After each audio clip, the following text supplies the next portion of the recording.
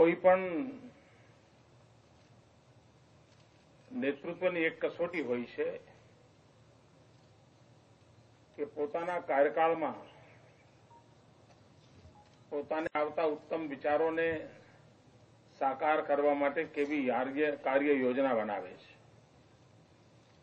પણ એનાથી વધારે નેતૃત્વનું મહત્વ એ હોય છે કે પોતાના વિચારને ઇન્સ્ટિટ્યુશનલાઇઝ કેવી રીતે કરે છે, પોતાના સ્વપ્નોને સંસ્થાકીય સ્વરૂપ કેવી રીતે આપે છે અને જેવો પોતાના સ્વપ્નોને પોતાના વિચારોને ઇન્સ્ટિટ્યુશનલ વ્યવસ્થામાં ઢાંચામાં ઢાળે એ નેતૃત્વ ચિરંજીવ બનતું હોય છે અને સંસ્થાઓ એ સપનાને સદીઓ સુધી સાકાર કરતી હોય છે.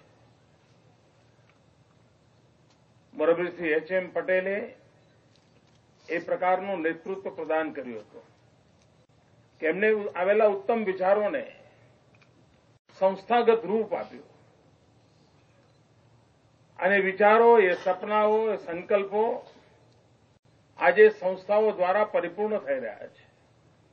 અને એમાંનું એક ઉત્તમ કાર્ય એટલે આ ચરોતર આરોગ્ય મંડળ અને જેના દ્વારા ચાલતી આ હોસ્પિટલ, આ મેડિકલ કોલેજ.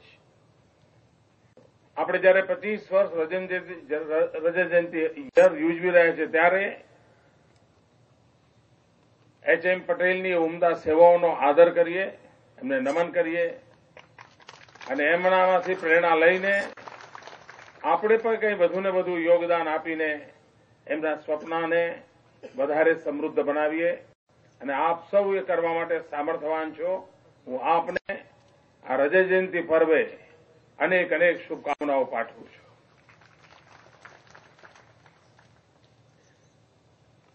મિત્રો, એક વાત નિશ્ચિત છે કે આરોગ્ય ક્ષેત્રે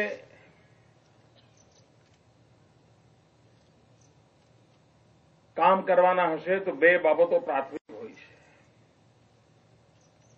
એક, માળખાકીય સુવિધાઓ ઊભી કરવી,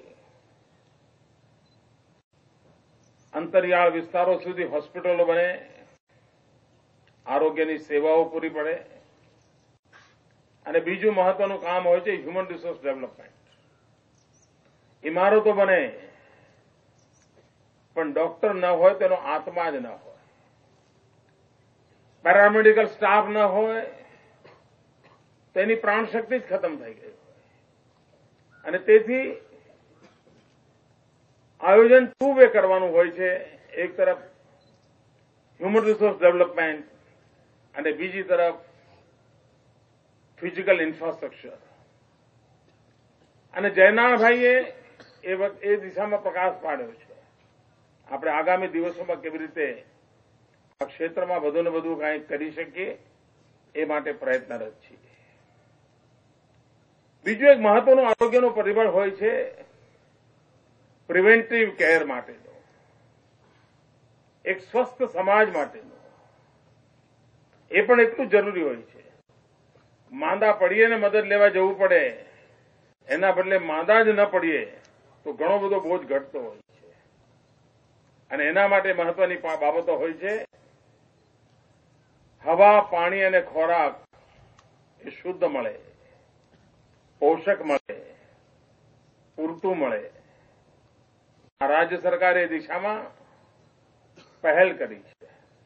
એક સમય હતો કે અમદાવાદ શહેર દુનિયાના સૌથી પ્રદૂષિત શહેરોમાં એનો નંબર આવતો હતો.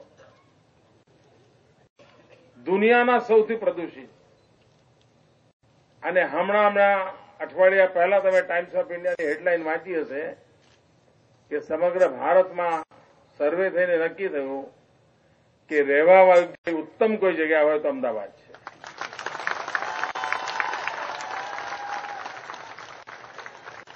એર પોલ્યુશન એનો એક પ્રકારે દેશ નિકાલ કર્યો. સીએનજી લાવ્યા, ટ્રાન્સપોર્ટેશન સિસ્ટમ બદલી દીધી. પહેલા રિક્ષાઓ કેરોસીન બાળતી હતી તો ધુમાડાના ગોટાળા હતા. આ બધી આરોગ્યની ચિંતાના ભાગ છે. આમ એ કામ કોઈ બીજા ડિપાર્ટમેન્ટમાં થતું હશે, બજેટ બીજા ડિપાર્ટમેન્ટમાંથી જતું હશે, પણ એનો લાભાર્થી આરોગ્ય ડિપાર્ટમેન્ટ હોય છે.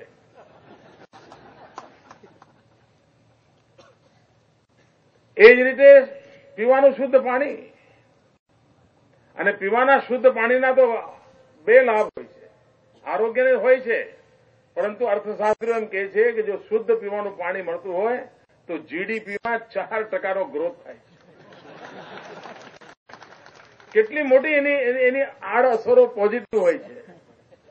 આપણે અમદાવાદની અંદર સાબરમતીમાં નર્મદાનું પાણી લઈ આવ્યા. સામાન્ય માનવીને એમ લાગે કે વાહ, હવે સાબરમતી ભરેલી લાગે છે.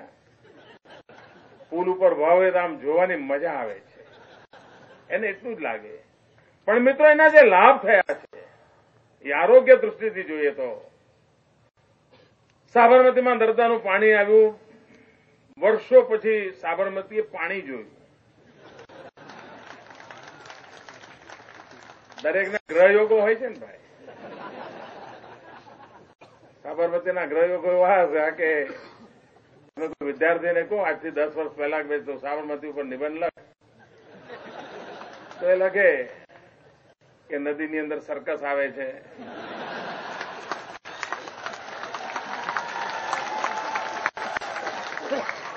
નદીમાં ક્રિકેટ રમવાનું હોય છે. કારણ બાળકને ખબર જ નહોતી કે નદીમાં પાણી હોય છે. એ વખતે સાબરમતીના ગ્રહયોગો ખરાબ હતા અને અમસ્તા સમય પર ગ્રહયોગો બદલાતા હોય છે.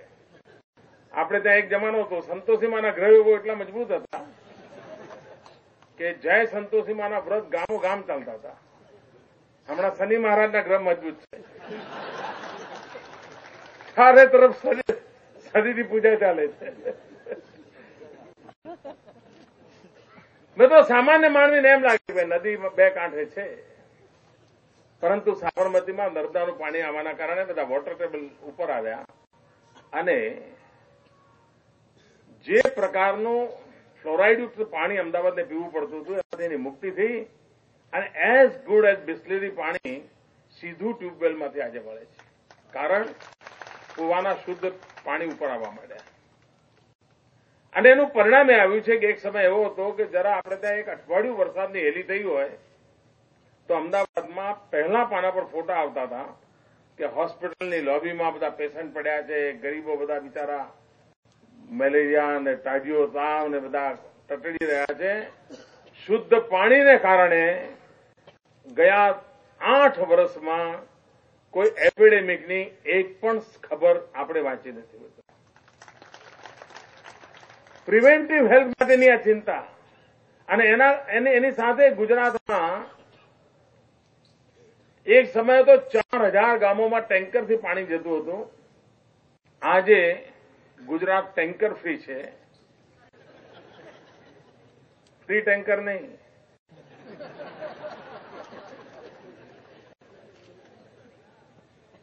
ગુજરાત ટેન્કર ફ્રી છે અને પાઇપલાઇનથી પાણી ગુજરાતના ગામડાઓમાં નર્મદાનું શુદ્ધ પાણી પહોંચે છે. એણે ગુજરાતના આરોગ્ય ક્ષેત્રમાં બહુ જ મોટી સેવા કરી છે. એ જ રીતે ત્રીજી બાબત એટલે ખોરાક. ગુજરાત પહેલું રાજ્ય છે જેણે ફોર્ટિફાઈડ આટો, ફોર્ટિફાઈડ ઓઇલ, ફોર્ટિફાઈડ નમક એવા અનેક નવા ઇનિશિયેટિવ લીધા. 750-800 કરોડ રૂપિયાનું બજેટ આના માટે સરકારે ખર્ચ્યું છે, જેથી ગરીબ માણસને પ્રોપર ન્યુટ્રિશન ઉપલબ્ધ થાય.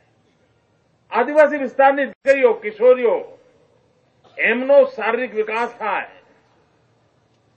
લગ્ન પછી રોગી બાળકો પેદા ન થાય, મંદબુદ્ધિના બાળકો પેદા ન થાય, વિકલાંગ બાળકો પેદા ન થાય. એટલે કિશોરી અવસ્થામાં દીકરીની કેર કરવી જોઈએ અને એના માટે એક મોટું અભિયાન ચલાવ્યું. એક્સ્ટ્રા ફૂડ એને આપ્યો, અનાજ આપ્યું, એને રેગ્યુલર આવશ્યક વિટામિન ટેબ્લેટ પહોંચાડ્યા અને ધીરે ધીરે એના આરોગ્યની ચિંતા કરી. અને એના કારણે આજે રાજ્યમાં પ્રિવેન્ટિવ હેલ્થ કેરના દિશામાં આપણે એક સારું કામ મોટા પાયા પર કરી રહ્યા છીએ. ઘણીવાર હોસ્પિટલ ના હોય, ડોક્ટર ન હોય તો સેવાનું શું?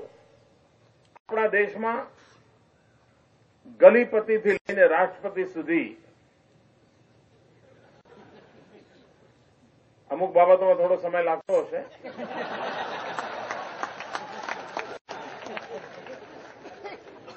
ગલીપતિથી લઈને રાષ્ટ્રપતિ સુધી બધા જ એમ કે માતા મૃત્યુ દર ઘટવો જોઈએ, શિશુ મૃત્યુ દર ઘટવો જોઈએ, દરેક પ્લાનિંગ કમિશનની ચર્ચામાં હોય, હ્યુમન ડેવલપમેન્ટ ઇન્ડેક્સની અંદર દુનિયાની અંદર જયારે 127 નંબર પર ઉભા હોઈએ ત્યારે માતા મૃત્યુ દર IMR, MMR ની અંદર લાલ લાઇટ તરત દેખાતી હોય, આ દિવસો આપણે જોયા છે.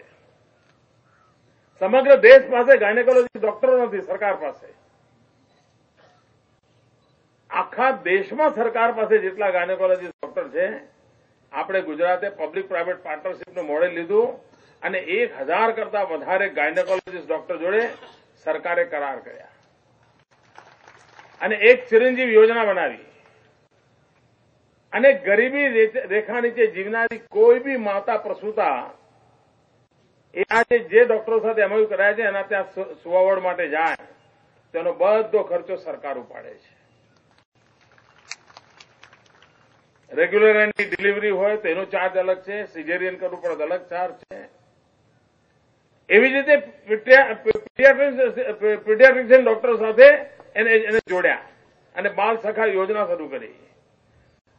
જન્મ પછી એ બાળકની કેર કરવા માટે આ ડોક્ટરનું આખું નેટવર્ક ઉભું કર્યું અને એનું પરિણામ એ આવ્યું છે કે ગુજરાતની અંદર કોઈ એક જમાનામાં 35-40% ઇન્સ્ટિટ્યુશનલ ડિલિવરી હતી, દાયણોથી કામ ચાલતું હતું અને એક એવી સ્થિતિ હશે આપણે અંદાજ કરી શકીએ છીએ. અને એમાંથી માતા મૃત્યુની સંખ્યા, શિશુ મૃત્યુની સંખ્યા આંખમાંથી આંસુ ન વસૂલ થાય એવી સ્થિતિ પેદા થતી હતી. આજે દાહોદ જેવા જંગલ આદિવાસી વિસ્તારની અંદર 98% જેટલું ઇન્સ્ટિટ્યુશનલ ડિલિવરી થઈ છે. મિત્રો, એના કારણે માતાઓની જિંદગી બચી રહી છે, બાળકોની જિંદગી બચી રહી છે. 108ની સેવા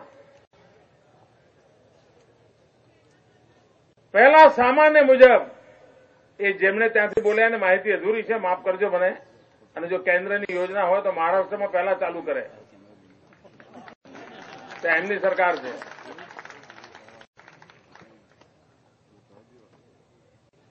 મિત્ર, 108ની સેવા 108ની સેવાને કારણે લગભગ 23,000 પ્રસૂતિ 108 વ્હીકલમાં થઈ છે અને માતાઓની જિંદગી બચી ગઈ છે. આજે ગુજરાતના કોઈ પણ ખૂણામાં કોઈ પણ હેલ્થ રિલેટેડ સમસ્યા હોય, સાપ કરડ્યો હોય, હાર્ટ એટેક આવ્યો હોય, તબિયત ગંભીર ખરાબ થઈ હોય, 108 ડાયલ કરતાની સાથે મેક્સિમમ 13 મિનિટમાં વ્હીકલ પહોંચે છે. મિત્રો, મેક્સિમમ 13 મિનિટમાં. હવે અમે એક સ્ટેપ આપણે આગળ ગયા. આઈસીયુ ઓન વ્હીલ લાખો કરોડો રૂપિયા ખર્ચીને 28 વ્હીકલ આજે ગુજરાતની અંદર તરતા મૂક્યા છે. કોઈ પણ એવી રિક્વાયરમેન્ટ હોય, આઈસીયુ ઓન વ્હીલ તરત જ એની પૂર્ણ વ્યવસ્થા સાથે ડોક્ટર અને બધી તમારે ત્યાં જેટલી સુવિધાઓ અહીંયા ઉપલબ્ધ છે એક વ્હીકલની અંદર એને મૂકીને આજે સેવા પહોંચાડવાનો પ્રયાસ કર્યો છે. ગરીબમાં ગરીબ માનવીને એનો લાભ કેવી રીતે મળે? ગુજરાતમાં રોડ સારા છે, વ્હીકલ વધતા જાય છે અને જવાનિયાના હાથમાં રોડ સરસ હોય, વ્હીકલ હોય એટલે શું થાય? ખૂબ મોટા પાયે પર અકસ્માતના આપણે ભોગ બની રહ્યા છીએ અને આપણો આણંદનો પટ્ટો કરમસદની હોસ્પિટલમાં મેક્સિમમ પેશન્ટ આવે છે. એના રસ્તા પર અવારનવાર અકસ્માતના સમાચાર આવે છે અને ફર્સ્ટ ગોલ્ડન અવરની ચિંતા આ 108 કરે છે. અને હવે લગભગ મોટાભાગે હોસ્પિટલમાં ટ્રોમા સેન્ટર શરૂ કર્યા છે. આ ટ્રોમા સેન્ટર શરૂ કરવાને કારણે પેશન્ટને તત્કાલ બચાવવા માટેના પૂરા પ્રયત્ન થાય છે અને ગુજરાતમાં અકસ્માતનું પ્રમાણ વધારે છે પણ જિંદગી બચાવવાનું પ્રમાણ પણ વધારે છે, કારણ કે આ આખું સેવાનું નેટવર્ક ઉભું કરવામાં આવ્યું છે. તો મિત્રો, એક ઇન્ટિગ્રેટેડ એપ્રોચ કે જેમાં હ્યુમન રિસોર્સ ડેવલપમેન્ટની વ્યવસ્થા હોય, જેમાં ઇન્ફ્રાસ્ટ્રક્ચરની ચિંતા હોય, જેમાં આરોગ્ય માટે છેવાડા માનવી સુધી પહોંચવાની ચિંતા હોય, જેમાં પ્રિવેન્ટિવ હેલ્થકેરની ચિંતા હોય, અને આ બધી જ યોજનાઓનો સરવાળો એ કે ગુજરાત તંદુરસ્ત બને. શાળાઓની અંદર યોગનું શિક્ષણ કમ્પલસરી કર્યું છે. એનો અલ્ટિમેટ હેતુ એ છે કે મનથી સ્વસ્થ, તંદુરસ્ત શરીર એવી ગુજરાતની પેઢી તૈયાર થાય, એની પણ ચિંતા કરી છે.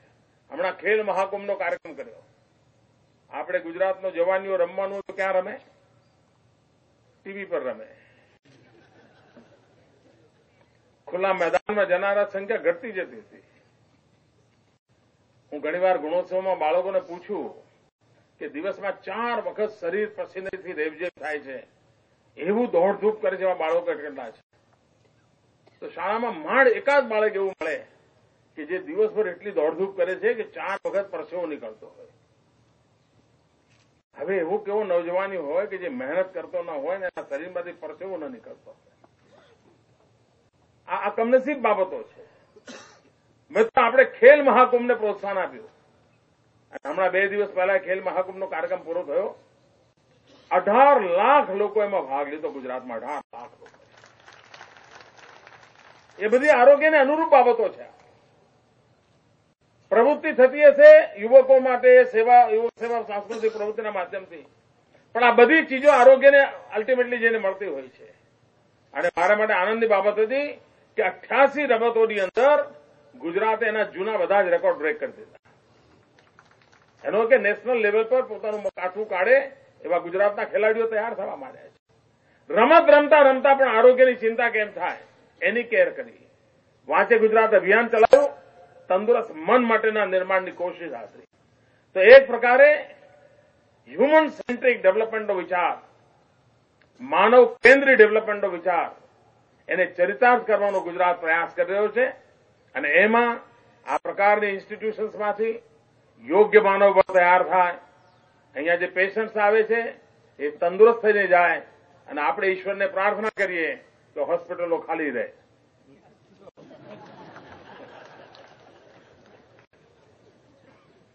આપની રોજીરોટીની ચિંતા કરી લઈશું. તો મિત્રો, આપ સૌને ખૂબ ખૂબ શુભકામનાઓ. ધન્યવાદ.